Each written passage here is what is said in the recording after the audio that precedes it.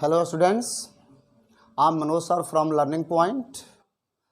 तो आज हम लोग कंजंक्शन के बारे में पढ़ेंगे। ओके, अब देखिए, इसके पहले हमने पार्ट्स ऑफ स्पीच का हर पार्ट्स को आपने पढ़ाया है, लेकिन आज हम लोग कंजंक्शन के बारे में पढ़ेंगे। और आज पहले तो हम ये जानेंगे कि कंजंक्शन होता क्या है। कंजंक्शन क्या होता है? कंजंक्शन का काम होता है जोड़ना। कंजंक्शन का काम होता है जोड़ना। देखिए, दो अलग अलग शब्द को जोड़ना या दो अलग अलग सेंटेंसेस का जोड़ना, ये कंजंक्शन का मेन फंक्शन होता है। अब हम आते हैं कंजंक्शन का डिफिनेशन। पहले देखिए, कंजंक्शन उस शब्द को कहते हैं जो वर्ड्स या सेंटेंसेस को जोड़ता है। ओके, अब ये जानना है कि कंजंक्शन होते कितने प्रकार के हैं। तो कंजंक्शन होते हैं दो प्रकार के। और कौन कौन होते हैं? पहला होता है कोऑर्डिनेटिंग कंजंक्शन और दूसरा होता है सबऑर्डिनेटिंग कंजंक्शन। बस दो ही कंजंक्शन आपको जानना है। तो आज हम आपको जो पढ़ाने जा रहे हैं, ये सिर्फ हम आपको कोऑर्डिनेटिंग कंजंक्शन के बारे में पढ़ाएंगे। अब देखिए, अब ये जानना है कि कोऑर्डिनेटिंग कंजंक्शन क्या है। जो कंजंक्शन दो इंडिपेंडेंट क्लॉजेस, जो कि अपने आप में स्वतंत्र जो उपवाक्य होते हैं और जो दोनों अपना अलग अलग अर्थ रखते हैं, यानी जो दोनों क्लॉज होंगे उसका अलग अर्थ होगा, उसका अलग अर्थ होगा, और उन दोनों को जो शब्द ज्वाइंट करते हैं यानी जोड़ते हैं, उस तरह के कंजंक्शन को हम कोऑर्डिनेटिंग कंजंक्शन कहते हैं। फिर ध्यान दीजिएगा कि दोनों जो इंडिपेंडेंट क्लॉज होंगे, दोनों स्वतंत्र क्लॉज होंगे, वो अपने आप में कंप्लीट होते हैं, और उन दोनों को जब जोड़ा जाएगा और दोनों का अपना अलग अलग मीनिंग होता है, अर्थ होता है, तो उस तरह के कंजंक्शन को हम कोऑर्डिनेटिंग कंजंक्शन कहते हैं। अब हमें यह जानना है कि कोऑर्डिनेटिंग कंजंक्शन कितने प्रकार के होते हैं। कोऑर्डिनेटिंग कंजंक्शन 4 प्रकार के होते हैं। पहला कौन सा होता है? Cumulative conjunction. दूसरा अल्टरनेटिव कंजंक्शन। तीसरा एडवर्सेटिव कंजंक्शन। और चौथा इलेटिव कंजंक्शन। देखिए, हमने 4 प्रकार के कंजंक्शन का आपको नाम बताया। चारों का काम जोड़ना ही है, लेकिन थोड़ा इनके सेंस पर आपको ध्यान देना होगा। अब आपको ये देखना है कि क्यूमुलेटिव कंजंक्शन में कौन कौन से कंजंक्शन आते हैं। क्यूमुलेटिव कंजंक्शन में कौन कौन से कंजंक्शन आते हैं। अल्टरनेटिव कंजंक्शन में कौन कौन से शब्द आते हैं। एडवर्सेटिव कंजंक्शन में कौन कौन से शब्द आते हैं। और इलेटिव कंजंक्शन में कौन कौन से शब्द आते हैं। और आपको मैं पूरा क्लियरली बताने का प्रयास कर रहा हूं, इसको ध्यान से आप समझिएगा। ये आपके जितने भी 9, 10th, 11th, 12th के स्टूडेंट्स हैं, या उसके बाद मेनली जो कॉम्पिटिटिव स्टूडेंट्स हैं, जो प्रिपरेशन वगैरह कर रहे हैं कंपटीशन की, उनके लिए भी बहुत ज़्यादा उपयोगी है। तो आइए पहले हम आते हैं क्यूमुलेटिव कंजंक्शन के बारे में। देखिए, क्यूमुलेटिव कंजंक्शन में जो मुख्य रूप से कंजंक्शन होते हैं, जैसे है and, as well as, both and, not only but also। Okay, बहुत सिंपल है, बहुत सरल है। मैंने इसका एग्जाम्पल अभी आपको मैं दिखा रहा हूं, क्योंकि मैंने अभी जस्ट लिखा है इसको।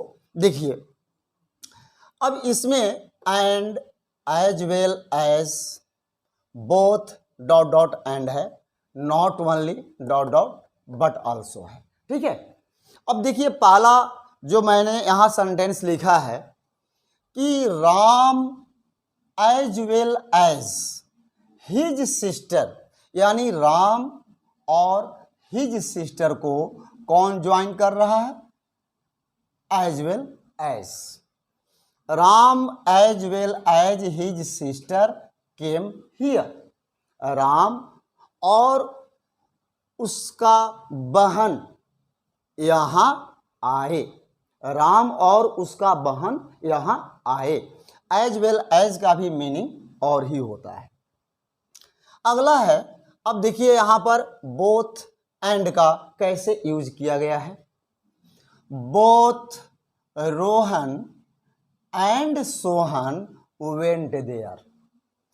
दोनों राम और सोहन वहां गए।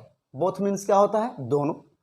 Both Rohan and Sohan went there. फिर से बता दूं, दोनों, दोनों कौन? राम और सोहन वहां गए।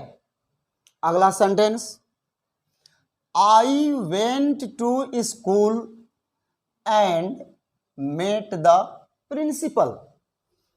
आई वेंट टू स्कूल, मैं स्कूल गया, एंड और मेट द प्रिंसिपल, और प्रिंसिपल से मिला। तो यहां पर बोथ एंड और यहां पर कंजंक्शन एंड से सेंटेंस को ज्वाइन किया गया है। अब देखिए, नॉट ओनली बट आल्सो का प्रयोग करते हैं। He is not only a leader but also a writer. कहता है कि वह सिर्फ एक नेता ही नहीं है बल्कि एक लेखक भी है। इस तरह के सेंसेस में हम नॉट ओनली बट आल्सो का प्रयोग करते हैं। He is not only a leader, वह केवल एक नेता ही नहीं है बट आल्सो अ राइटर, यानी कि इस सेंटेंस में कंजंक्शन क्या है? Not only but also. और जो हमने आपको यहाँ पर दिखाया कि डॉट डॉट हमने दिया है, यहाँ डॉट डॉट डॉट डॉट, तो उस डॉट डॉट में जैसे बोथ डॉट डॉट एंड है, यानी कि बोथ और एंड के बीच में रोहन आ गया है। डॉट डॉट के स्थान पर रोहन आ गया है। ये हमने आपको स्ट्रक्चर बनाया है कि इस तरह के स्ट्रक्चर में इनका प्रयोग किया जाता है। उसी तरह से देखिए, not only dot dot but also में ही इज नॉट ओनली, अब जो डॉट डॉट यहाँ पर जो दिखाए हैं वहाँ पर अ लीडर का प्रयोग किया गया है। तो इस तरह के सेंस में हम नॉट ओनली और बट आल्सो का प्रयोग करते हैं।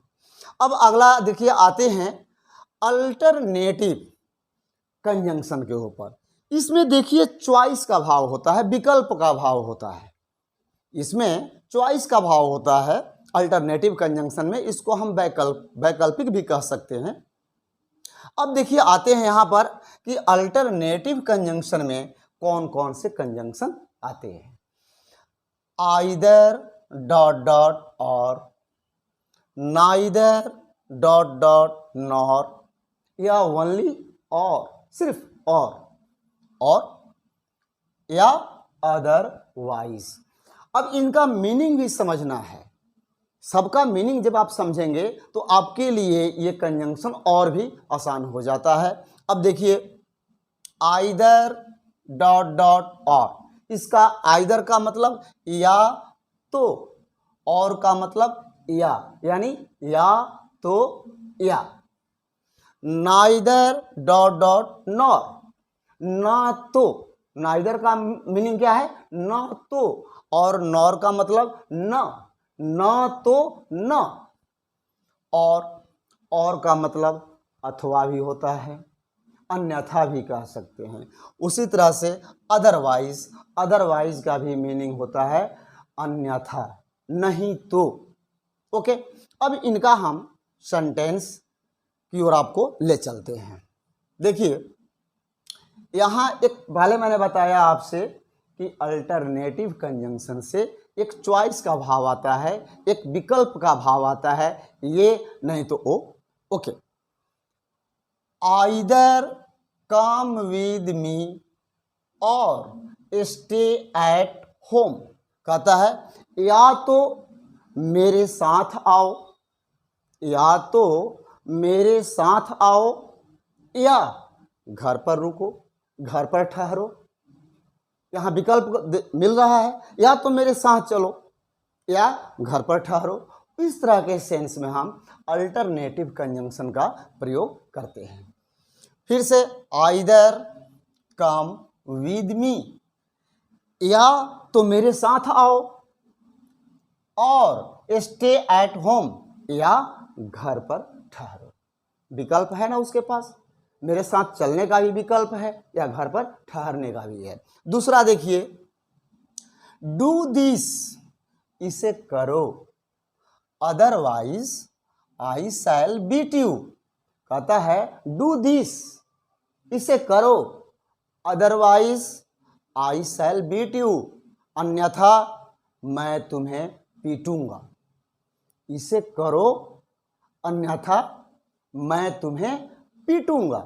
तो यहाँ पर अदरवाइज कंजंक्शन इन दो पार्ट को जोड़ रहा है। ऊपर वाले में भी क्या है, आइदर और ये दोनों क्या है, कंजंक्शन है। और किस टाइप के कंजंक्शन है, तो अल्टरनेटिव कंजंक्शन है। अब जैसे मान लीजिए हमने तो इसमें आपको अदरवाइज बता दिया, आइदर और बता दिया। अब यहाँ अगला है और, आई वॉन्ट अ बॉल और बैट, मैं चाहता हूं, लेकिन और से साबित ये होता है कि कोई एक, अब जैसे यहाँ पर दो वस्तु का नाम दिया गया है, बॉल और बैट। जब और कंजंक्शन लगने से ये क्लियर हो जाता है, यह स्पष्ट होता है कि मैं चाहता हूं, दो में से कोई एक चाहता हूं, दोनों नहीं चाह रहा है, यहाँ दो में से कोई एक कहता है कि आई वॉन्ट अ बॉल और अ बैट। मैं बॉल यानी गेंद या बैट यानी बल्ला, दो में से कोई मैं एक चाहता हूं। तो जब दो में से कोई एक चाहने की बात होती है, वहां पर हम और कंजंक्शन का प्रयोग करते हैं। अब अगला देखिए, इसमें नाइदर नॉर का भी प्रयोग किया गया है। नाइदर नॉर को मैं आपको ऐसे ही बता देता हूं। जैसे मान लीजिए आपको एग्जाम्पल देना है कि neither Mohan nor his friend went there. Neither Mohan nor his friend went there, न तो मोहन न उसका मित्र वहां गया। हो गया, neither Mohan nor his friend went there. अब यहां न तो का भाव आ रहा है, न तो मोहन न उसका मित्र वहां गया। तो इस तरह से आपने अल्टरनेटिव में देखा, ये जो हमने आपको आइदर और, नाइदर नॉर और अदरवाइज, इन चारों कंजंक्शन का प्रयोग यहाँ पर बताया। ओके, तो अब हम आपको पढ़ाने जा रहे हैं एडवर्सेटिव कंजंक्शन को बताने जा रहे हैं। देखिए, एडवर्सेटिव कंजंक्शन कब हम प्रयोग करते हैं? एडवर्सेटिव कंजंक्शन जब वहाँ प्रयोग किया जाता है जब सेंटेंस में विरोधाभास हो। ओके, पहले तो हम ये आपको समझा दें कि एडवर्सेटिव कंजंक्शन किसे कहते हैं या कौन एडवर्सेटिव कंजंक्शन में आते हैं। उसमें देखिए, but, yet, still, while. Okay, तो एडवर्सेटिव कंजंक्शन का प्रयोग यानी बट, येट, स्टिल का प्रयोग हम वहाँ करते हैं जब सेंटेंस में विरोधाभास हो यानी कंट्रास्ट हो। देखिए, जैसे he is strong but you are weak, वह मजबूत है लेकिन तुम कमजोर हो। अब देखिए, सेंटेंस में पहले पार्ट में स्ट्रॉन्ग है और नेक्स्ट पार्ट में वीक है, यानी दोनों कंट्रास्ट है, स्ट्रॉन्ग वीक बिल्कुल कंट्रास्ट है, इसलिए यहाँ पर कंजंक्शन बट का प्रयोग किया गया है। Gopal is poor yet he is happy, Gopal गरीब है फिर भी वह खुश है। अब देखिए, फर्स्ट पार्ट में पुअर और नेक्स्ट पार्ट में हैप्पी, दोनों कंट्रास्ट है, पुअर और हैप्पी बिल्कुल, इसलिए यहाँ पर कंजंक्शन येट का प्रयोग किया गया है। अगला देखिए, यू। अब इसको देखने से पहले बातें हैं इलेटिव कंजंक्शन में। इलेटिव कंजंक्शन में कंजंक्शन कौन कौन से आते हैं? सो, देयरफॉर, हैंस, और ये परिणाम को दर्शाता है, यानी रिजल्ट को दर्शाता है। देखिए, you are tired so you should take rest.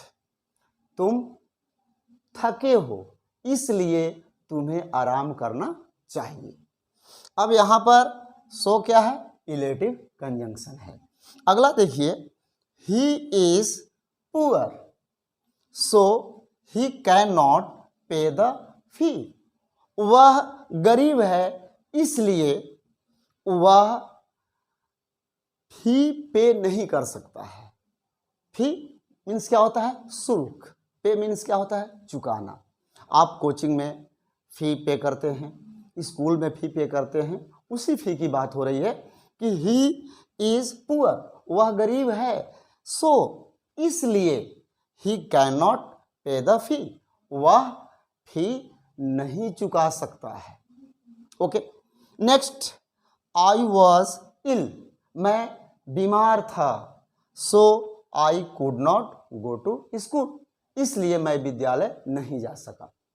विद्यालय नहीं जा सका, वजह क्या था?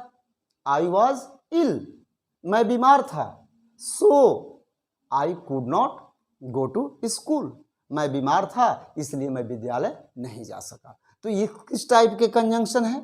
इलेटिव कंजंक्शन है। क्लियर है? तो यही मैंने बताया पहले भी कि कंजंक्शन दो प्रकार के होते हैं, और कौन कौन होते हैं? पहला होता है कोऑर्डिनेटिंग कंजंक्शन, और सेकंड कौन होता है? Subordinating conjunction. तो आज मैंने आपको कोऑर्डिनेटिंग कंजंक्शन के बारे में बताया। कोऑर्डिनेटिंग कंजंक्शन के जो 4 पार्ट होते हैं उन सब के बारे में मैंने आपको सेंटेंस के एग्जाम्पल के साथ मेंशन किया। ये चारों आप भी याद रखना। यदि आपसे कोई पूछे कि कोऑर्डिनेटिंग कंजंक्शन कितने प्रकार के होते हैं, तो आपका जवाब क्या होगा? कोऑर्डिनेटिंग कंजंक्शन 4 प्रकार के होते हैं। कौन कौन?